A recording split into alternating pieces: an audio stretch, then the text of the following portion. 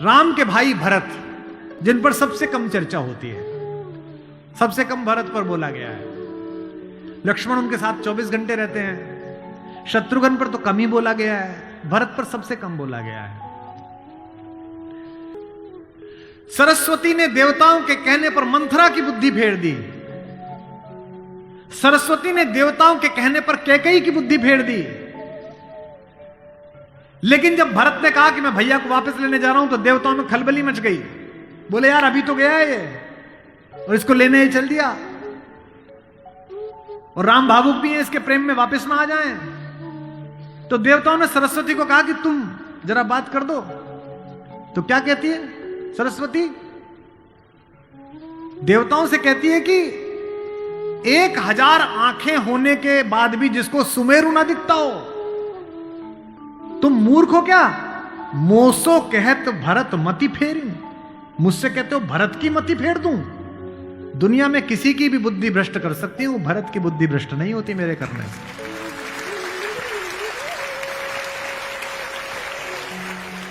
भरत जब भैया को ढूंढते हुए निकले, तो पूरे खानदान को लेकर निकले। भरत ने कहा किसी की तो मान लेंगे, कौशल्या की मान लेंगे, ससुर को भी लेकर गए। जब पहली रात भरत वहीं रुके जहां राम रुके थे, भरद्वाज के आश्रम में। सुबह चलते समय भरत संकोच में थे, तो भरद्वाज ने कहा कि राजन, क्योंकि राजा हो चुके थे, आपके चेहरे पर संकोच है। तो भरत ने डरते हुए कहा कि महर्षि मैं डरा हुआ हूं, मेरी मां ने इतनी बदतमीजी की बात कर दी, मैं बाहर था। भरत को नहीं बताया गया था कि पिता दिवंगत हो गए, पता है आपको ये बात थी? भरत को संदेश भेजा गया था तो उसमें यह नहीं कहा गया था कि पिता एक्सपायर कर गए, यह कहा गया था कोई इमरजेंसी है, घर आओ। अयोध्या के बाहर नंदीग्राम में इनके पूर्वजों का एक मंदिर था, जहां इनके पूर्वजों की प्रतिमाएं लगी हुई थी, मानधाता की, दिलीप की, रघु की, अज की, नहुष की। वहां भरत रास्ते में रुके अपनी सेना के साथ पूजन करने के लिए, कि पूर्वजों का पूजन कर लूं, पुरखों का। पुरोहित ने हाथ में थाली दी, तो पहले इसका पूजन प्रथु, जो सबसे पहले जिनके कारण ये पृथ्वी कहलाती है, इनके घर के, फिर मानधाता का, फिर राजा बलि का जिन्होंने अपना मांस दे दिया था, रंतिदेव का। पूजन करते करते अज, रघु, दिलीप तक आए, और जैसे ही उन्होंने अगली मूर्ति देखी तो देखी पिताजी की मूर्ति। तेज तो थे ही, उन्होंने पुरोहित की तरफ देखा कि ये क्या? पुरोहित की आंख में आंसू, उसने कहा कि महाराज नहीं रहे, और भरत के हाथ से थाली छूट गई। भरत ने कहा मुझे किसी ने बताया क्यों नहीं कि पिताजी दिवंगत हो गए, क्या हुआ था? बोले राम को वनवास मिल गया। भैया को वनवास क्यों मिल गया? आपकी मां ने मांग लिया। भरत घोड़ा दौड़ाते हुए अयोध्या तक पहुंचे, रोते हुए। सोच के देखिए, भरत जैसा भाई, भ्रातृत्व में राम किसी का उदाहरण नहीं देते, लक्ष्मण का भी नहीं देते। जब हनुमान को गले लगाते हैं तो ये नहीं कहते कि तुम लक्ष्मण जैसे भैया हो मेरे, तुम मोहि प्रिय ही भरत संभाई। देना हुआ है जब कोई प्यारा उदाहरण, हमने दिया है सिर्फ तुम्हारा उदाहरण।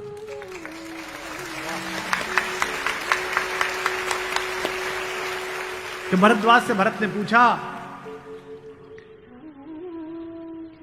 कि भैया मुझे माफ तो कर देंगे ना? मैंने इतनी बड़ी गलती की, एक ऐसी गलती जो भरत ने की नहीं, उसके पश्चाताप में भरत। मां ने इतनी गलती की, मुझे माफ तो कर देंगे? भरद्वाज ने कहा हे राजन, मुझे पता नहीं कि तुम्हारे बड़े भाई तुम्हें कितना प्रेम करते हैं या नहीं, लेकिन जब वो यहां से जा रहे थे और सुबह के समय उन्होंने गंगा पार करने के लिए पुरोहित को बुलाकर स्वस्ति वाचन का मंत्र किया, तो बड़े खुश थे, प्रसन्न थे कि मैं वनवास पे जा रहा हूं, चेहरे पे मुस्कुराहट थी। लेकिन पुरोहित ने हाथ में जल दिया, और जैसे ही पुरोहित के मंत्रों के बीच में निकला कि जम्बूद्वीपे भरत खंडे, और जैसे ही भरत सुना, राम के हाथ से जल गिर गया और वो जमीन पर गिर पड़े और हाय भरत चिल्लाने लगे, इतना प्रेम तुम्हें राम करते हैं।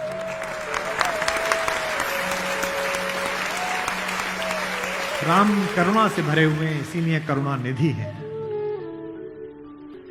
इसीलिए कहता हूं कि इस कहानी से पॉलिटिक्स सीखिए, इस कहानी से स्ट्रेटेजी सीखिए, इस कहानी से ह्यूमन वैल्यूज सीखिए, फैमिली वैल्यूज सीखिए। और जो राजनीति में लोग काम करते हैं उनसे भी अनुरोध है कि सदा जनता की भावनाएं ही सत्य नहीं होती। इस देश का पहला लोकतंत्र का मानक गढ़ा राम ने, जिसने कहा कि जनता ही सदैव सत्य नहीं है, नीति सत्य है।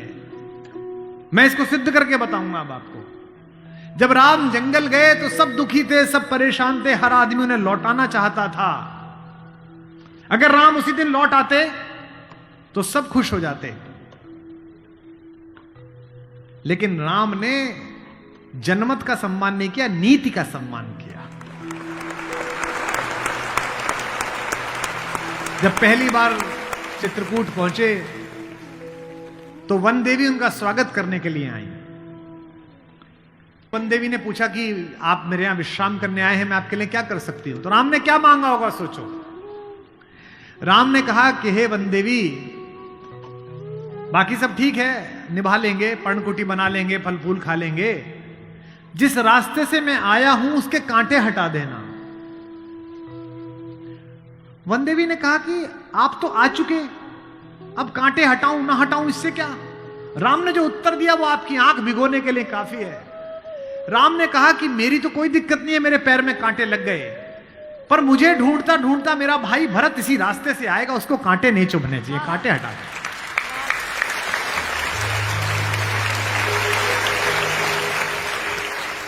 तो वन देवी को जिज्ञासा हुई। वन देवी ने कहा कि यथाज्ञा पयति महाराज, हे महाराज, आपने जो आज्ञा दी मैं कर दूंगी। एक छोटी सी मेरी जिज्ञासा है, क्या अयोध्या का राजा, अयोध्या की चतुरंगिणी सेनाओं का सेनापति, दशरथ का पुत्र, राम का छोटा भाई भरत इतना नाजुक है कि रास्ते में चलेगा तो उसके कांटे चुभ जाएंगे? राम ने कहा नहीं, वो तो वज्र के समान है, उसकी छाती से टूटकर तो इंद्र का वज्र टूट जाता है, ये कांटे उसे परेशान नहीं करेंगे। वन देवी ने कहा फिर क्यों हटा दूं? बोले परेशानी यह है कि जब उस रास्ते पर आएगा अगर एक कांटा भी चुभा तो उसका दिल यह सोचकर टूट जाएगा कि मेरे कारण मेरे भैया को इन कांटों को झेलना पड़ा है।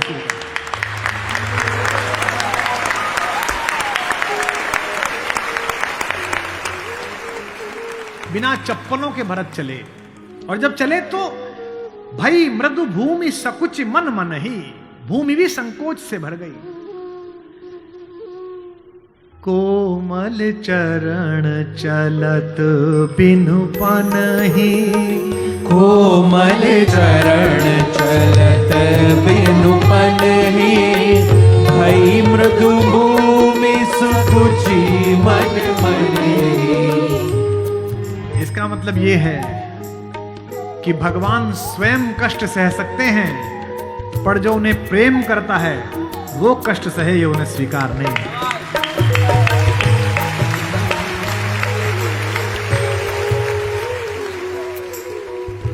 चित्रकूट में रात्रि का समय है, चांदनी खिली हुई है, चंद्रमा निकला हुआ है। ये वो पल था जहां से राम की कहानी पलट सकती थी। अगर दशरथ के अंधेरे कक्ष का एक निर्णय राम को इस जंगल तक लाया है मित्रों, तो आज इस पूर्णमासी के चांद के नीचे का राम का एक निर्णय राम को वापस अयोध्या ले जा सकता है या लंका ले जा सकता है। ये वो रात थी। मुझसे कोई पूछता है कि राम कथा की सबसे महत्वपूर्ण रात्रि कौन सी है, जिस दिन लक्ष्मण को मूर्छा आई वो भी महत्वपूर्ण नहीं थी, क्योंकि पता था कि बच जाएंगे। जिस दिन सीता का अपहरण हुआ वो रात्रि भी महत्वपूर्ण नहीं थी, यही रात महत्वपूर्ण थी, यही रात अंतिम, यही रात भारी, जिसमें भरत, शत्रुघ्न, तीनों माताएं, गुरु वशिष्ठ, ससुर साहब, सास, सब आए हैं कि बस राम लौट चलो।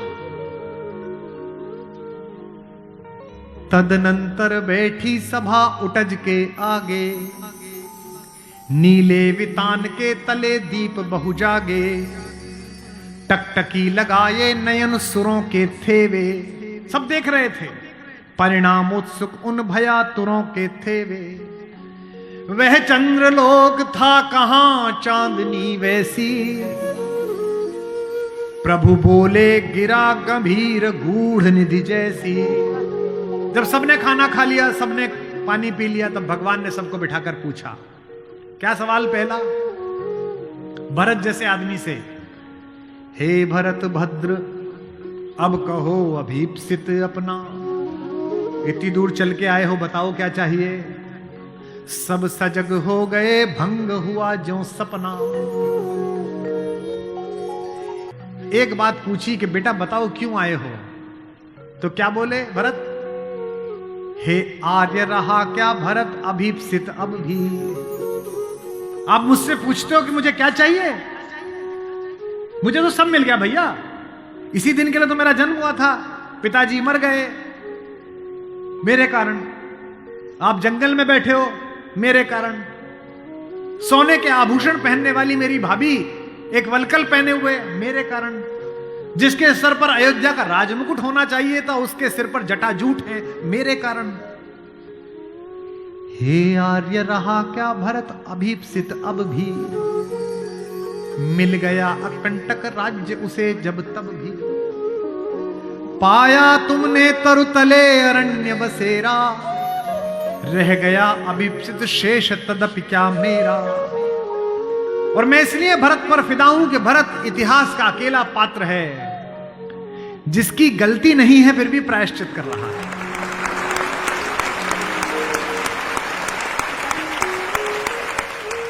भरत अकेले हैं जिनकी कोई गलती नहीं है, उनकी मां की गलती है और वो प्रायश्चित कर रहे हैं। यहीं से राम का लोकतंत्र प्रारंभ होता है। कैसे? पूरी अयोध्या सोचती है कि कैकेयी अपराधिन है। राम उस रात 2 काम करते हैं। भरत को लोकतंत्र का मंत्र देते हैं और कैकेयी को स्वीकार करके क्षमा का मंत्र देते हैं। उन्हें पता था कि अगर भरत लौट भी जाएगा तो जीवन में मां से बात नहीं करेगा, पूरी अयोध्या इनके नाम पर नाराज रहेगी। इसलिए जब तीनों माएं पहुंची हैं, प्रथम राम भेंटी कैकेयी। राम ऐसे थोड़ी है कि हायरार्की नहीं जानते हो कि पहले अपनी बड़ी मां का प्रणाम करें, फिर सुमित्रा का प्रणाम करें, फिर कैकेयी का प्रणाम करें। उनको पता था कि कैकेयी के बारे में लोगों के मन में अच्छी धारणा नहीं है।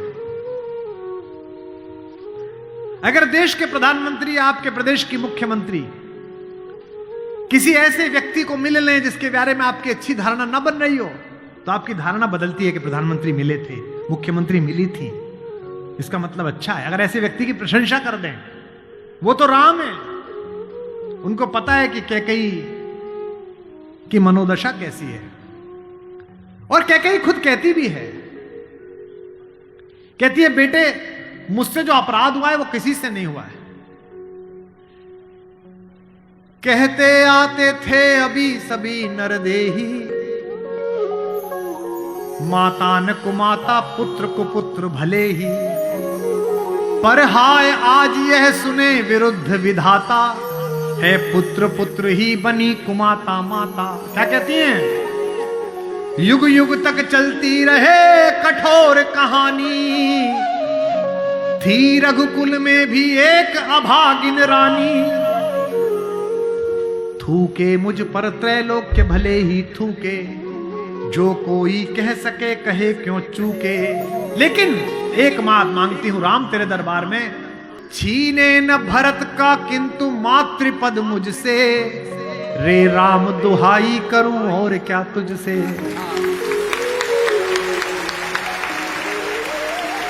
सोचिए कैसा क्षण है, अपने ही बेटे को मांग रही है राम से। कैकेयी अपने बेटे के लिए कह रही है कि राम तू सबको सब देता है बेटा, मुझे सिर्फ इतना दे दे, मुझे रानी मत रहने दे, जंगल में रख ले, भरत की मां बनी रहूं बस। इसी के लिए तो सब किया था।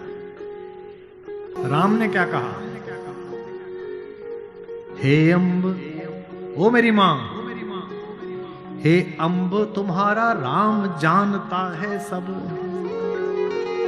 इस कारण वह कुछ खेद मानता है कब। फिर राम को याद दिलाया। कैकेयी ने कहा, बेटा तुझे याद है तू आधी रात उठ के भाग जाता था मेरा सपना देख के। कौशल्या से कहता कि मां मैंने छोटी मां का सपना देखा है, मुझे छोटी मां के पास छोड़ के आओ। और तुझे गोदी में लेके कौशल्या मेरा दरवाजा खटखटाती थी, अरे ओ कोयल, ये तेरा कोयल का बच्चा जाग गया, रो रहा है तेरे लिए। होने पर बहुधा अर्धरात्रि अंधेरी, होने पर बहुधा अर्धरात्रि अंधेरी, जी जी आकर करती पुकार थी मेरी। लो कुहुकुनी, ओ कोयल, लो कुहुकुनी तेरा कुहुक राम यह जागा। लो कुहुकुनी अपना कुहुक राम यह जागा। निज मंझली मां का स्वप्न देख उठ भागा। होने पर बहुधा अर्धरात्रि अंधेरी,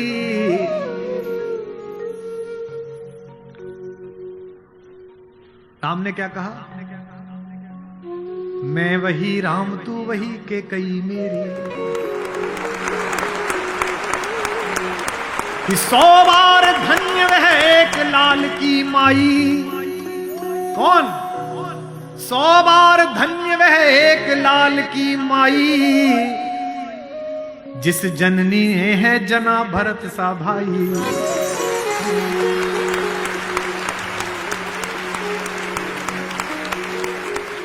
पागल सी प्रभु के साथ सभा चिल्लाई। 100 बार धन्य वह एक लाल की माई। 100 बार धन्य वह एक लाल की माई। 100 बार